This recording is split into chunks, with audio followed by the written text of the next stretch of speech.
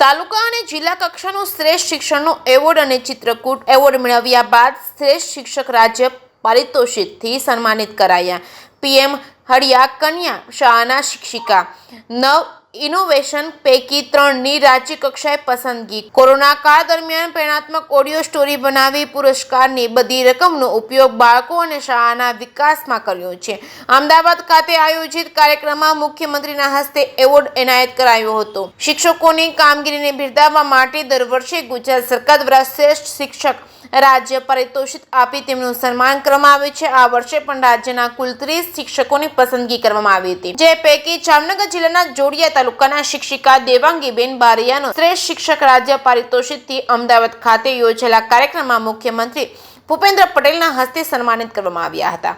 દેવાંગીબેનને અગાઉ તાલુકા અને જિલ્લા કક્ષાએ શ્રેષ્ઠ શિક્ષક તરીકેનું સન્માન તેમજ કથાકાર મોરારી બાપુના હસ્તે ચિત્રકૂટ એવોર્ડ મળ્યા છે. પુરસ્કારની તમામ રકમનો ઉપયોગ તેઓએ શાળાકીય પ્રવૃત્તિઓમાં જ કર્યો છે. તેઓ કોરોના કાળ દરમિયાન વિદ્યાર્થીઓને માનસિક મનોબળ પૂરું પાડવા માટે પ્રેરણાત્મક વાર્તાઓની ઓડિયો સિરીઝ તેમજ 35 દિવસની બાલવી વાર્તા શ્રેણી તેમજ ઐતિહાસિક અને પૌરાણિક કથાઓ તેમજ વેસ્ટમાંથી બેસ્ટ તેમજ ગેમ્સ તેમજ વિદ્યાર્થીઓ માટે ઇન્સિનરેટર મશીન તેમજ વિદ્યાર્થીઓને સેનેટરી પેડ આપવા સહિત શૈક્ષણિક હેતુ માટે પુરસ્કારની રકમનો ઉપયોગ કર્યો છે. પીએમ હરિયાણા કન્યા શાળાના શિક્ષિકા દેવાંગીબેન બારૈયા જણાવે છે કે છેલ્લા 14 વર્ષથી આ શાળામાં તેઓ ભાષા શિક્ષક તરીકે ફરજ બજાવે છે.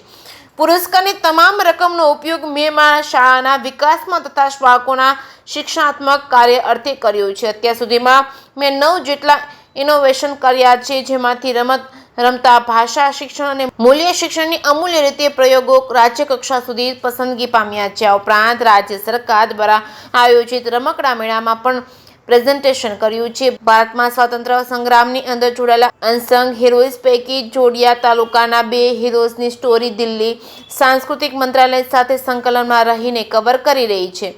વેકેશનના સમય દરમિયાન તેઓએ મારું વેકેશન મારું સર્જન એક્ટિવિટી કરી હતી, જેમાંથી રાજ્યના 180 બાળકો જોડાયા હતા અને ચિત્રકૂટ એવોર્ડમાંથી મળેલી રકમમાંથી તેઓએ પ્રોત્સાહિત કર્યા હતા. શિક્ષકને મળેલી સન્માનની રકમ બાળકોના વિકાસ માટે ઉપયોગ કરીએ તો તેનો યોગ્ય જગ્યાએ ઉપયોગ થયો કહેવાય છે. મને રાજ્ય કક્ષાએ શ્રેષ્ઠ શિક્ષક તરીકે સન્માનિત કરવા બદલ હું સરકાર અને શિક્ષણ વિભાગનો આભાર વ્યક્ત કરું છું, તેવું જણાવવામાં આવ્યું હતું. જે કે સિંહ ગુજરાતી સાથે હર્ષલ ખંડેરિયા, જામનગર.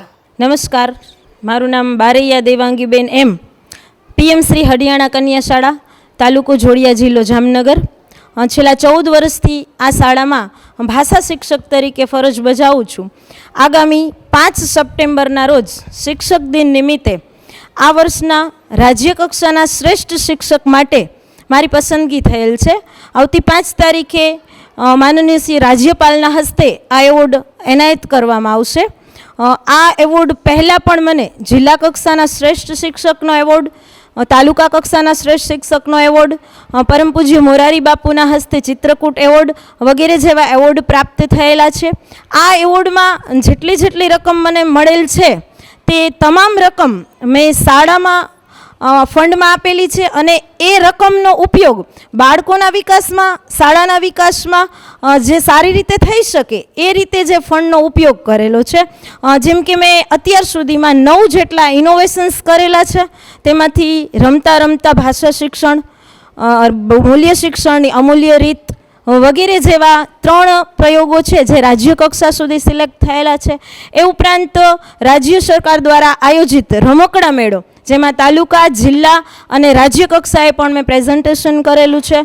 તેમજ ભારતના સ્વાતંત્ર્ય સંગ્રામની અંદર જે હીરોઝ જોડાયેલા હોય અને આપણા વિસ્તારના એવા હીરોઝ છે કે જે અનસંગ હીરોઝ છે, તો દિલ્હી સાંસ્કૃતિક મંત્રાલય સાથે જોઈન્ટ થઈ અને જોડિયા તાલુકાના એવા 2 અનસંગ હીરોઝ છે કે જેમની સ્ટોરી મેં કવર કરેલી છે અને સાંસ્કૃતિક મંત્રાલય તેમને અપલોડ પણ કરેલી છે એમના એકમ ઉપર. અને આ શિક્ષક દિન નિમિત્તે મને જે એવોર્ડ પ્રાપ્ત થવાનો છે એ એવોર્ડમાં રાજ્ય સરકારે જે વસ્તુઓ જોયેલ છે મારી શાળામાં, એ વસ્તુઓમાંથી થોડી વસ્તુઓ આપ સમક્ષ પ્રસ્તુત કરીશ. કે એક અવર એચીવર્સ નામની વોલ ઓફ ફેમ્સ તૈયાર કરેલ છે બાળકો માટે.